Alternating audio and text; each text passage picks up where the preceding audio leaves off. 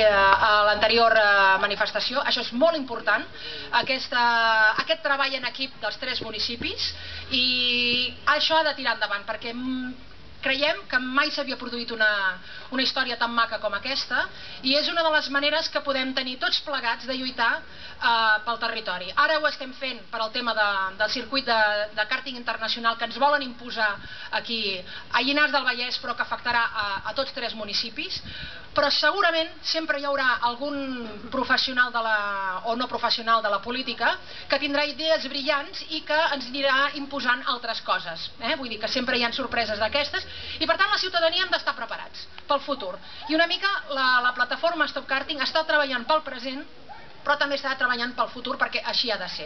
Els ciutadans i ciutadanes hem de dir que no a determinades coses, i nosaltres mateixos hem de proposar també altres coses als polítics. Els representants polítics fan la seva feina, però els ciutadans no ho hem de descuidar. I em sembla que en el nostre país, en aquests 30 anys de democràcia que portem, els propis ciutadans i ciutadanes hem descuidat una mica aquest aspecte.